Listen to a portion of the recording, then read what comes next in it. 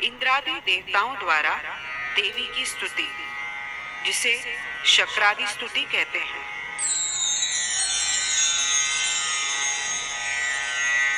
चतुर्थ अध्याय में महिषासुर के वध से अत्यंत हर्षित देवतागण भगवती की शक्रादि स्तुति से पूजा करते हैं और उन्हें प्रसन्न करके यह वरदान मांगते हैं कि संकट के समय स्मरण करने मात्र से देवी उनकी सारी बाधाओं को नष्ट करने के लिए सदैव उपस्थित रहे।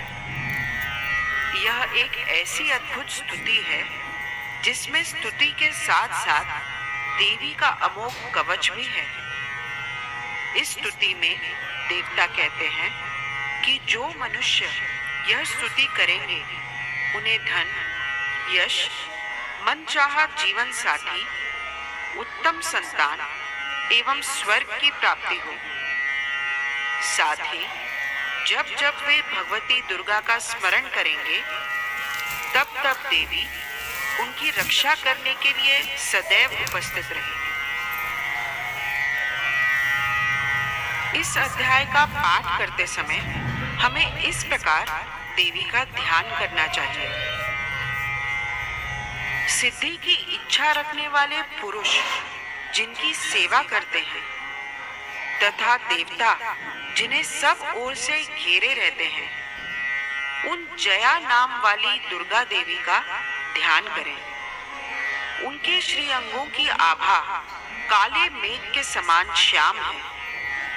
वे अपने कटाक्षों से शत्रु समूह को भय प्रदान करती हैं। उनके मस्तक पर आबद्ध चंद्रमा की रेखा शोभा पाती है। वे अपने हाथों में शंख, चक्र, कृपाण और त्रिशूल धारण करती हैं। उनके 3 नेत्र हैं।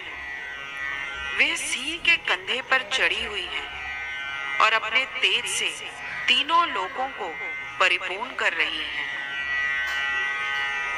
ऋषि कहते हैं, अत्यंत पराक्रमी दुरात्मा महिषासुर तथा उसकी दैत्य सेना के देवी के हाथ से मारे जाने पर इंद्र आदि देवता प्रणाम के लिए गर्दन तथा कंधे झुकाकर उन भगवती दुर्गा का उत्तम वचनों द्वारा स्तवन करने लगे।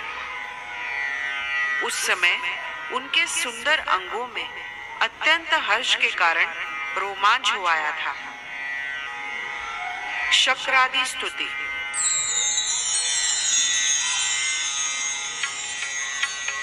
देवता बोले, संपूर्ण देवताओं की शक्ति का समुदाय ही जिनका स्वरूप है तथा जिन देवी ने अपनी शक्ति से संपूर्ण जगत को व्याप्त कर रखा है, समस्त देवताओं और महर्षियों की पूजनिया उन जगदम्बा को हम भक्ति पूर्वक नमस्कार करते हैं।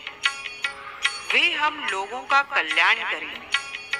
जिनके अनुपम प्रभाव और बल का वर्णन करने में भगवान शेषनाग, ब्रह्मा जी तथा महादेव जी भी समर्थ नहीं हैं। वे भगवती चंडिका संपूर्ण जगत का पालन एवं अशुभ भय का नाश करने का विचार करें। जो पुण्यात्माओं के घरों में स्वयं ही लक्ष्मी रूप से, पापियों के यहाँ दरिद्रता रूप से, शुद्ध अंतःकरण वाले पुरुषों के हृदय में बुद्धि रूप से, सत्पुरुषों में श्रद्धा रूप से तथा कुलीन मनुष्यों में लज्जा रूप से निवास करती हैं, उन आप भगवती दुर्गा को हम नमस्कार करते हैं। देवी, आप संपूर्ण विश्व का पालन कीजिए।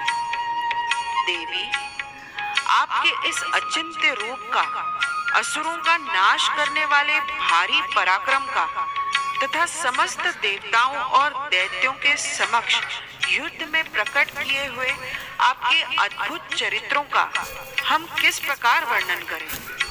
आप संपूर्ण जगत की उत्पत्ति में कारण हैं।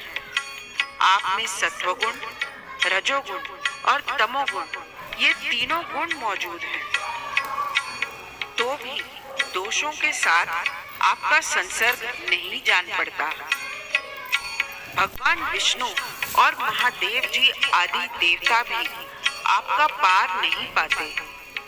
आप ही सबका आश्रय हैं। यह समस्त जगत आपका अंशभूत है, क्योंकि आप सबकी आदिभूत अव्याकृता परा प्रकृति हैं। देवी, संपूर्ण यज्ञों में जिसके उच्चारण से सब देवता तृप्ति लाभ करते हैं, वह स्वाहा आप ही हैं। इसके अतिरिक्त आप पितरों की भी तृप्ति का कारण हैं। अतएव सब लोग आपको स्वदा भी कहते हैं, जो मोक्ष की प्राप्ति का साधन है।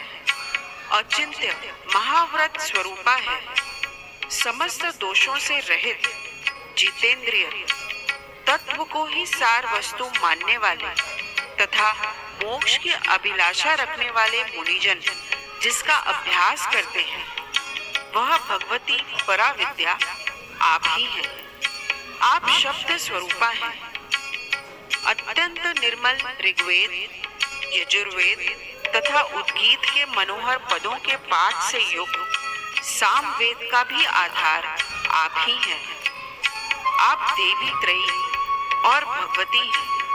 इस विश्व की उत्पत्ति एवं पालन के लिए आप ही वार्ता के रूप में प्रकट हुई। आप संपूर्ण जगत की घोर पीड़ा का नाश करने वाली हैं। देवी, जिससे समस्त शास्त्रों के सार का ज्ञान होता है, वह मेधा शक्ति आप ही हैं। दुर्गम भवसागर से पार उतारने वाली नौका रूप दुर्गा देवी भी आप ही हैं। आपकी कहीं भी आसक्ति नहीं है। कैटभ के शत्रु भगवान विष्णु के वक्षस्थल में एकमात्र निवास करने वाली भगवती लक्ष्मी तथा भगवान चंद्रशेखर द्वारा सम्मानित गौरी देवी भी आप ही हैं। आपका मुख मंद मुस्कान से सुशोभित, निर्मल, पूर्ण चंद्रमा के बिंब का अनुकरण करने वाला और उत्तम सुवर्ण की मनोहर कांति से कमनीय है। तो भी उसे देखकर महिषासुर को क्रोध हुआ और सहसा उसने उस पर प्रहार कर दिया। यह बड़े आश्चर्य की बात है। देवी, वही मुख जब क्रोध से युक्त होने पर उदय काल के चंद्रमा की भांति लाल और तनी हुई बहुओं के कारण विकराल हो उठा, तब उसे देखकर जो महिषासुर के प्राण तुरंत नहीं निकल गए, यह उससे भी बढ़कर आश्चर्य की बात है। क्योंकि क्रोध में भरे हुए यमराज को देखकर भला कौन जीवित रह सकता है। देवी, आप प्रसन्न हो।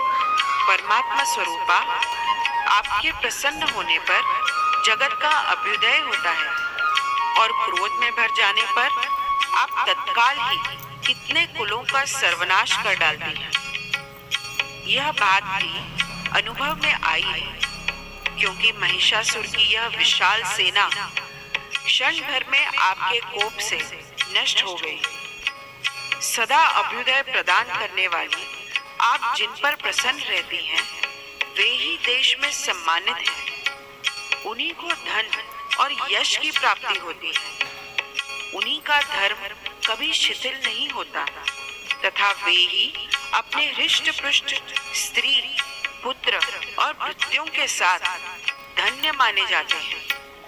देवी, आपकी ही कृपा से पुण्यात्मा पुरुष प्रतिदिन अत्यंत श्रद्धा पूर्वक सदा सब प्रकार के धर्मानुकूल कर्म करता है और उसके प्रभाव से स्वर्ग लोक में जाता है। इसलिए आप तीनों लोकों में निश्चय ही मनोवांछित फल देने वाली हैं।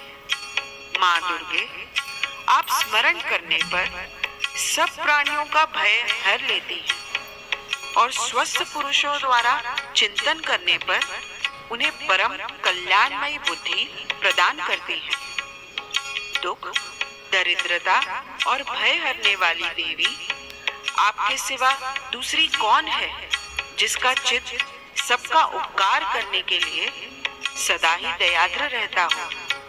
देवी, इन राक्षसों के मारने से संसार को सुख मिले तथा ये राक्षस चिरकाल तक नरक में रहने के लिए भले ही पाप करते रहे हों, इस समय संग्राम में मृत्यु को प्राप्त होकर स्वर्ग लोक में जाएं, निश्चय ही यह सोचकर आप शत्रुओं का वध करती हैं।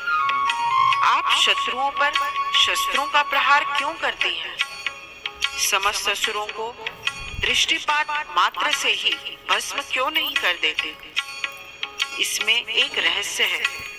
ये शत्रु भी हमारे शस्त्रों से पवित्र होकर उत्तम लोकों में जाएं। इस प्रकार उनके प्रति भी आपका विचार अत्यंत उत्तम रहता है। खड़ग के तेजपुंज की भयंकर दीप्ति से तथा आपके त्रिशूल के अग्रभाग की घनीभूत प्रभा से चौंधियाकर जो असुरों की आंखें फूट नहीं गई, उसमें कारण यही था कि वे मनोहर रश्मियों से युक्त चंद्रमा के समान आनंद प्रदान करने वाले आपके इस सुंदर मुख का दर्शन करते थे। देवी, आपका शील दुराचारियों के बुरे बर्ताव को दूर करने वाला है। साथ ही यह रूप ऐसा है जो कभी चिंतन में भी नहीं आ सकता और जिसकी कभी दूसरों से तुलना भी नहीं हो सकती, तथा आपका बल और पराक्रम तो उन दैत्यों का भी नाश करने वाला है जो कभी देवताओं के पराक्रम को भी नष्ट कर चुके थे। इस प्रकार आपने शत्रुओं पर अपनी दया ही प्रकट की है। वरदायिनी देवी, आपके इस पराक्रम की किसके साथ तुलना हो सकती है? तथा शत्रुओं को भय देने वाला एवं अत्यंत मनोहर ऐसा रूप भी आपके सिवा और कहाँ है? हृदय में कृपा और युद्ध में निष्ठुरता, ये दोनों बातें तीनों लोगों के भीतर केवल आप में ही देखी गई हैं। मातः, आपने शत्रुओं का नाश करके इस समस्त त्रिलोकी की रक्षा की है। उन शत्रुओं को भी युद्ध भूमि में मारकर स्वर्ग लोक में पहुंचाया है तथा उन्मत्त दैत्यों से प्राप्त होने वाले हम लोगों के भय को भी दूर कर दिया है। आपको हमारा नमस्कार है। कवच आरंभ। देवी, आप शूल से हमारी रक्षा करें। अंबिके, आप खड़ग से भी हमारी रक्षा करें तथा घंटा की ध्वनि और धनुष की टंकार से भी हम लोगों की रक्षा करें। चंडिके, पूर्व, पश्चिम और दक्षिण दिशा में आप हमारी रक्षा करें तथा ईश्वरी, अपने त्रिशूल को घुमाकर आप उत्तर दिशा में भी हमारी रक्षा करें। तीनों लोकों में आपके जो परम सुंदर एवं अत्यंत भयंकर रूप विचरते रहते हैं, उनके द्वारा भी आप हमारी तथा इस भूलोक की रक्षा करें। अंबिके, आपके कर पल्लवों में शोभा पाने वाले खड़ग, शूल और गदा आदि जो जो अस्त्र हों, उन सब के द्वारा आप सब ओर से हम लोगों की रक्षा करें। ऋषि कहते हैं, इस प्रकार देवताओं ने जगन माता दुर्गा की स्तुति की और नंदन वन के दिव्य पुष्पों एवं गंध, चंदन आदि द्वारा उनका पूजन किया। फिर सबने मिलकर जब भक्ति पूर्वक दिव्य धूपों की सुगंध निवेदन की, तब देवी ने प्रसन्न वदन होकर प्रणाम करते हुए सब देवताओं से देवी बोली, देवताओं, आप सब लोग मुझसे जिस वस्तु की अभिलाषा रखते हो उसे मांगो। देवता बोले, भगवती ने हमारी सब इच्छा पूर्ण कर दी, अब कुछ भी बाकी नहीं है, क्योंकि हमारा यह शत्रु महिषासुर मारा गया। महेश्वरी, इतने पर भी यदि आप हमें और वर देना चाहती हैं, तो हम जब जब आपका स्मरण करें तब तब आप दर्शन देकर हम लोगों के महान संकट दूर कर दिया करें तथा प्रसन्न मुखे अंबिके, जो मनुष्य इस स्तोत्र द्वारा आपकी स्तुति करे उसे वित्त, समृद्धि और वैभव देने के साथ ही उसकी धन और स्त्री आदि संपत्ति को भी बढ़ाने के लिए आप सदा हम पर प्रसन्न रहें। ऋषि कहते हैं, राजन, देवताओं ने जो अपने तथा जगत के कल्याण के लिए भद्रकाली देवी को इस प्रकार प्रसन्न किया, तब वे तथास्तु कहकर अंतर्ध्यान हो गई। भूपाल, इस प्रकार पूर्व काल में तीनों लोकों का हित चाहने वाली देवी जिस प्रकार देवताओं के शरीर से प्रकट हुई थी, वह सब कथा मैंने कह सुनाई। अब पुनः देवताओं का उपकार करने वाली वे देवी दुष्ट दैत्यों तथा शुंभ निशुंभ का वध करने एवं सब लोगों की रक्षा करने के लिए गौरी देवी के शरीर से जिस प्रकार प्रकट हुई थी, वह सब प्रसंग मेरे मुंह से सुनो। मैं उसका आपसे यथावत वर्णन करता हूँ। इस प्रकार श्री मार्कंडेय पुराण में सावर्णिक मनवंतर की कथा के अंतर्गत देवी महात्म्य में शक्रादि स्तुति नामक चौथा अध्याय पूरा हुआ।